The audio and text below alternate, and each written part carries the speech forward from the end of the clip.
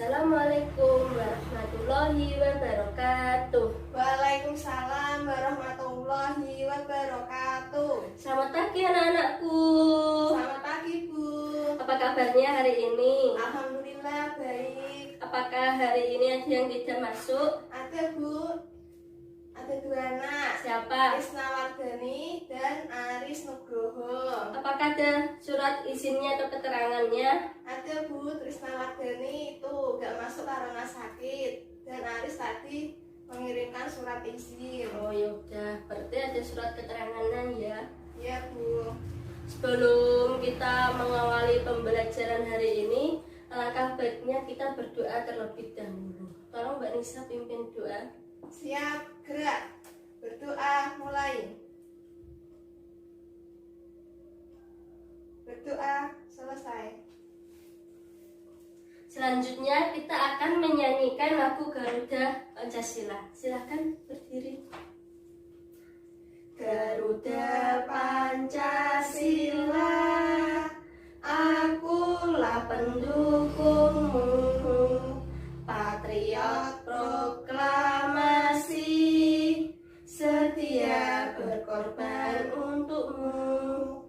Pancasila dasar negara, rakyat adil makmur sentosa, pribadi bangsaku. Ayo maju, maju, ayo maju, maju, ayo maju, maju. Terima kasih, silakan duduk kembali. Apakah hari ini ada yang tahu kita mau belajar tentang apa? Nggak tahu, Bu. Oh, berarti tadi malam nggak belajar ya, Mbak Nisa? Hari ini kita mau belajar tentang teks eksplanasi dan perpindahan panas atau kalor. Ada yang tahu nggak apa sih teks eksplanasi itu? Saya tahu, Bu. Ya, apa Mbak Nisa? Teks eksplanasi adalah sebuah teks yang berhubungan dengan fenomena alam dan fenomena sosial. Betul banget. Teks eksplanasi adalah sebuah teks yang berhubungan dengan fenomena alam dan fenomena sosial.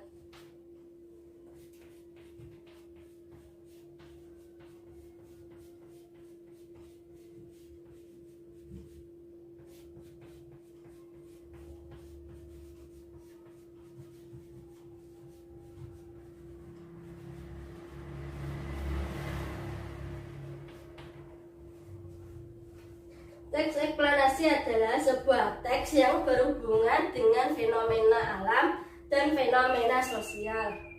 Fenomena alam apa sih? Fenomena alam berhubungan dengan keadaan alam yang ada di sekitar kita. Contohnya,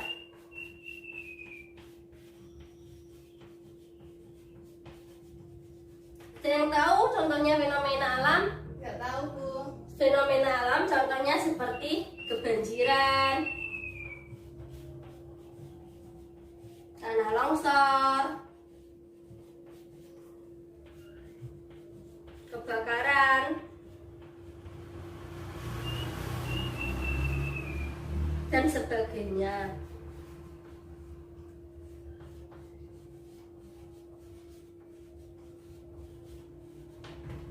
Itulah yang dinamakan fenomena alam. Kalau yang fenomena sosial apa? Nisa tahu nggak? Nggak tahu, Bu.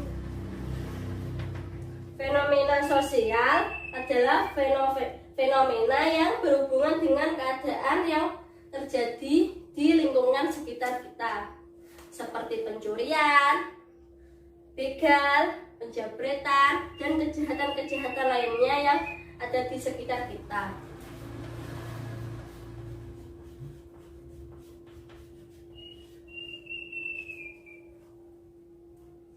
Dari sini apakah sudah paham? Paham, Bu. Ya.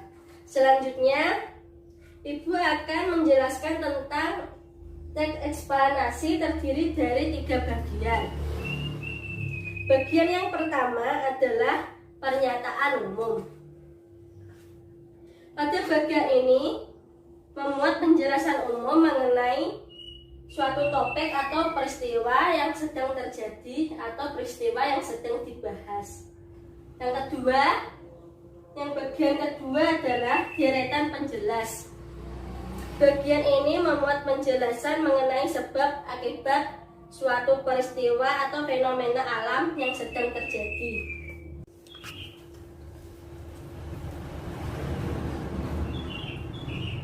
Dan bagian yang terakhir atau bagian yang ketiga tentang interpreaksi. Interpreaksi itu bagian memuat penjelasan intisari atau kesimpulan dari pernyataan-pernyataan umum dan deretan penjelas dari suatu topik yang sedang dibahas. Dari sini sudah paham? Paham, Bu.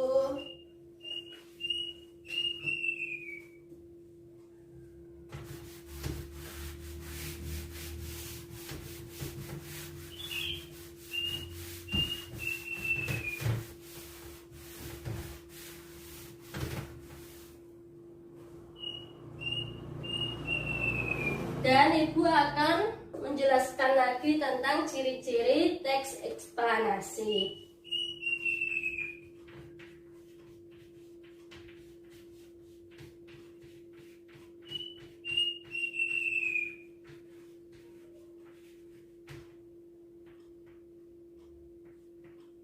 Ciri-ciri teks eksplanasi yang pertama adalah teks berdasarkan fakta atau kenyataan.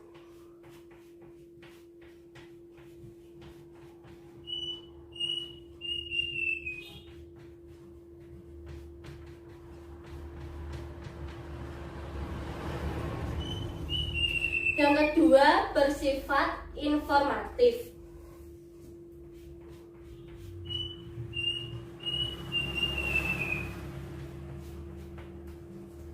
Dan yang ketiga, membahas kejadian yang sifatnya keilmuan atau pengetahuan.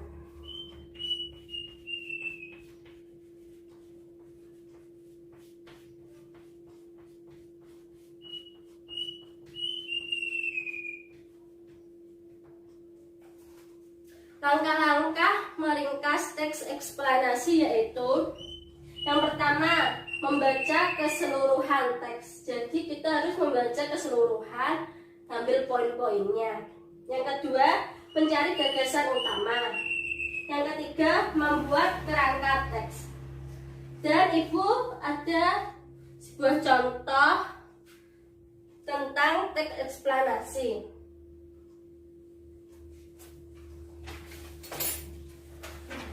Tolong Mbak Nisa ini dibaca, ntar diringkas ya. Iya, Bu. Ibu akan memberi waktu.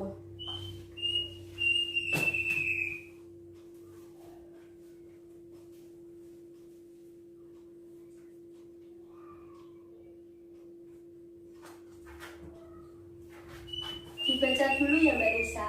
Iya, Bu.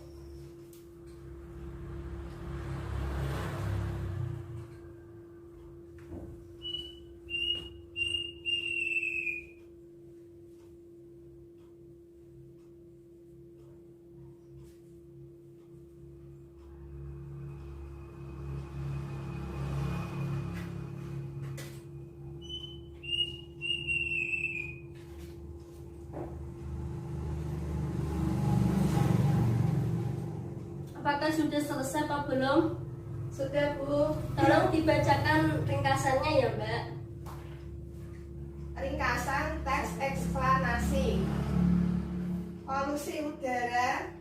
Polusi udara adalah kondisi di mana udara tercemari oleh bahan kimia yang membahayakan bagi kesehatan maupun lingkungan sekitar.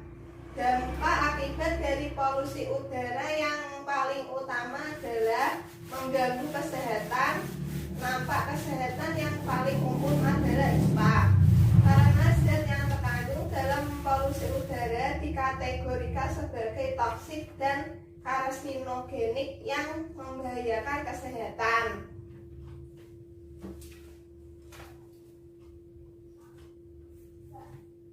Terima kasih ya Mbak Nisa. Ya Bu.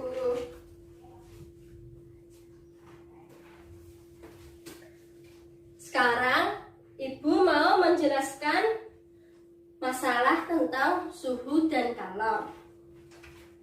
Suhu adalah panas atau dinginnya suatu benda. Contohnya seperti kalau kita sedang sakit, berarti suhu kita panas. Betul. Berarti kalau suhu kita panas atau naik, berarti kita sedang sakit. Sumber energi panas yang kita jumpai setiap hari adalah sumber matahari. Sumber matahari adalah sumber panas yang paling terbesar. Sumber matahari itu banyak manfaatnya. Banyak yang digunakan oleh manusia. Manfaat sumber matahari itu apa aja? Ada yang tahu? Nggak tahu Bu. Oh, manfaat sumber matahari itu yang pertama adalah membantu proses pertumbuhan makanan. Yang kedua, membantu kegiatan manusia seperti kita menjemur pakaian yang basah menjadi kering, menjemur garam, menjemur ikan yang basah menjadi kering dan menjadi ikan asin. Dan yang ketiga, sinar matahari dapat menerangi bumi sehingga kita dapat menikmati keindahan di bumi. Tanpa sinar matahari pasti tidak bisa kan? Nggak bisa Bu. Yang keempat, untuk menjaga kesehatan tulang manusia dan pada hewan. Yang kelima, menghangatkan tubuh hewan saat cuaca dingin dan menghangatkan tubuh manusia saat cuaca dingin.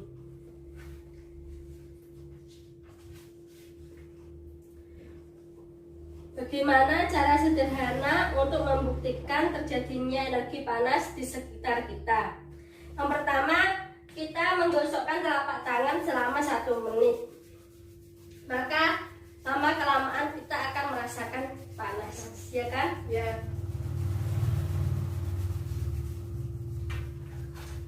Panas kan? Panas Bu. Bagaimana cara nenek moyang kita mendapatkan api? Dulu nenek moyang kita kalau mendapatkan api kan batu kering digosok-gosokkan kan seperti ini. Dan keluarlah percikan-percikan api. Sumber energi panas atau kalor adalah benda-benda yang dapat menghasilkan energi kalor. Sumber energi kalor itu 1. Matahari, 2. Api, 3. Gesekan benda, yang keempat energi listrik. Bagaimana cara panas dapat berpindah? Apakah Nisa tahu? Ya Bu tahu. Yang pertama dengan cara apa? Dengan cara konduksi. Ya betul, dengan cara konduksi. Konduksi itu apa ya Bu? Konduksi itu, bentar ya, Ibu akan mempraktikkan konduksi itu apa. Ibu mempunyai 1 lilin dan 1 besi. Lilin akan menyalakan dengan api, dengan korek api.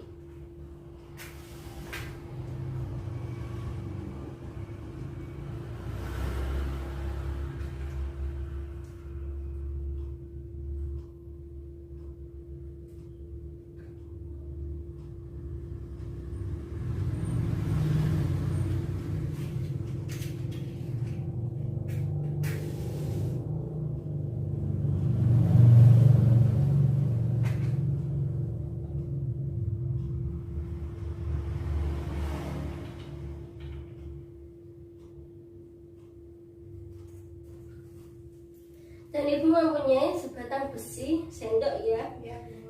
Kalau sendok dipanaskan di atas api, lama-kelamaan sendok ini akan terasa panas. Itulah yang dinamakan konduksi. Seperti ini ya. Iya Bu.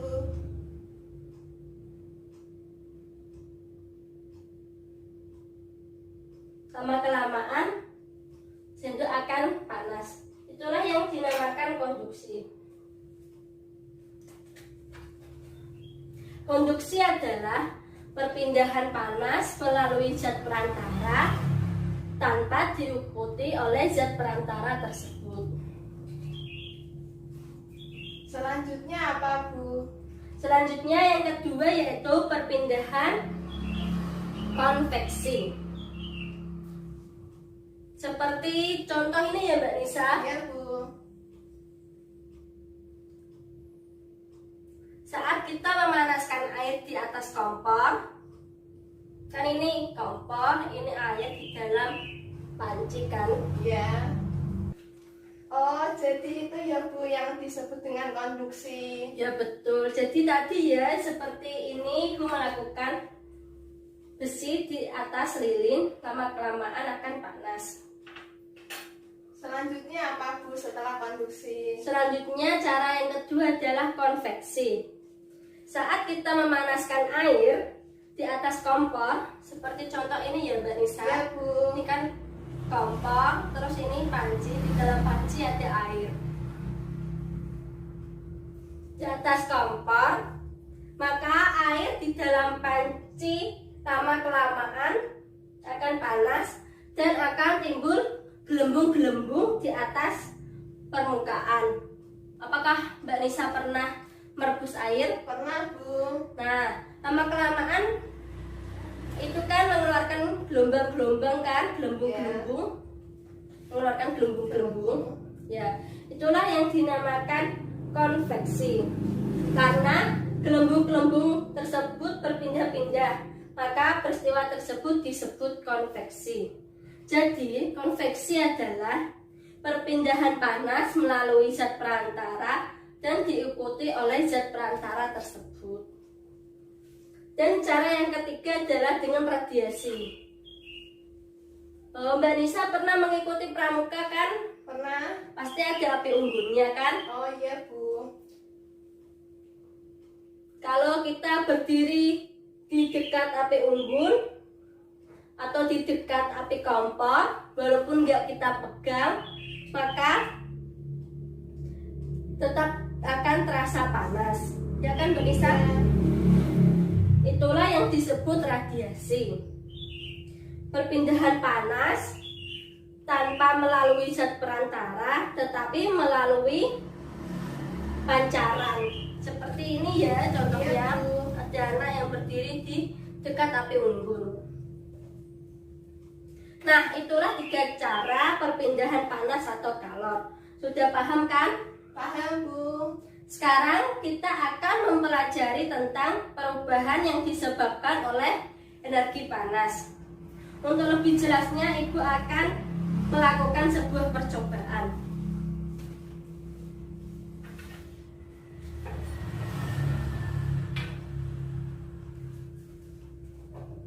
Ibu mempunyai es batu dan 3 mangkok. Mangkok yang pertama ditaruh di luar halaman yang terkena sinar matahari. Mangkok yang kedua ditaruh di dalam kelas, di dalam ruangan. Dan mangkok yang ketiga ditaruh di ruangan yang tertutup tanpa terkena sinar matahari. Dan ini sebuah es. Coba ini tolong Mbak Nisa yang mempraktikkan. Saya mempunyai sebuah pecahan es batu dan 3 buah mangkok. Yang mangkok pertama nanti akan saya taruh di luar ruangan yang terkena sinar matahari. Lalu yang mangkok kedua akan saya taruh di dalam kelas atau dalam ruangan. Terus yang mangkok ketiga akan saya taruh di dalam ruangan yang tidak terkena sinar matahari. Lalu nanti ini kahan es batunya akan saya taruh ketiga masing-masing mangkok ya.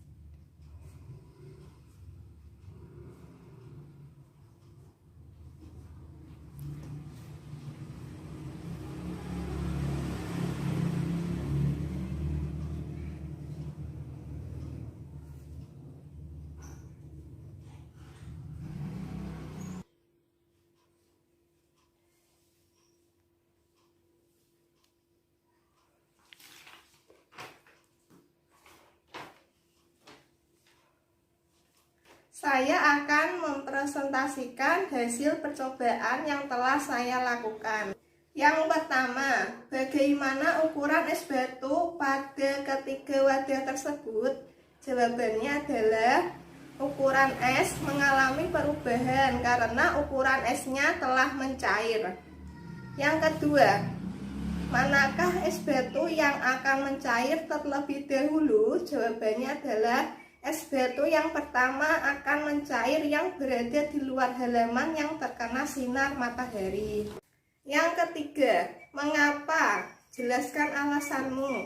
Jawabannya adalah karena es yang berada di luar halaman terkena sinar matahari secara langsung, sehingga dapat energi panas yang lebih banyak daripada es yang lain. Kemudian es yang berada di luar ruangan tertutup mendapat panas matahari yang secara tidak langsung tidak mengalami pencairan. Yang keempat, dapatkah kamu menarik kesimpulan dari kegiatan di atas? Jawabannya adalah sumber energi panas dapat mengakibatkan adanya perubahan suatu benda. Hal ini dapat dibuktikan dengan adanya perubahan wujud pada suatu es batu, kemudian perpindahan kalor dari suatu benda dapat terjadi karena pengaruh suatu sumber energi. Sekian presentasi dari saya, Bu. Terima kasih.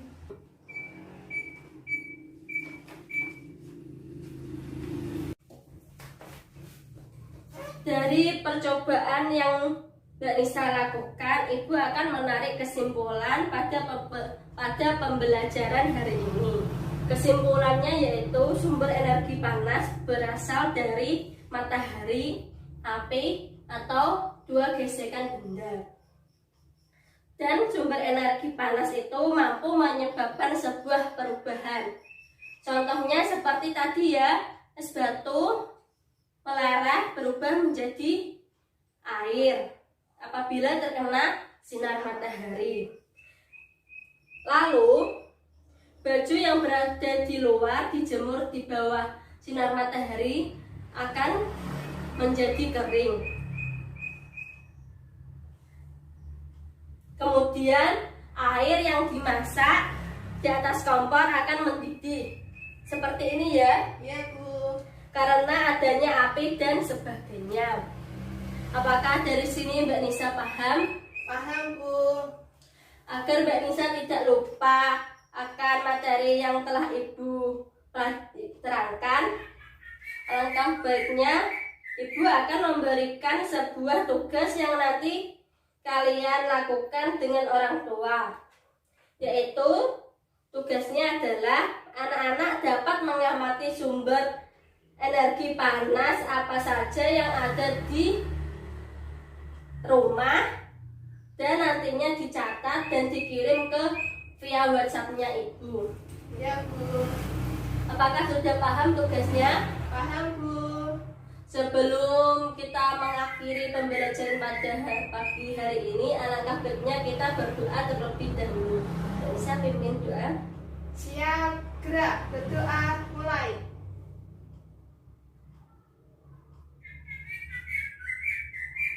Selesai. Sekian dari Ibu Devi. Wassalamualaikum warahmatullahi wabarakatuh. Waalaikumsalam.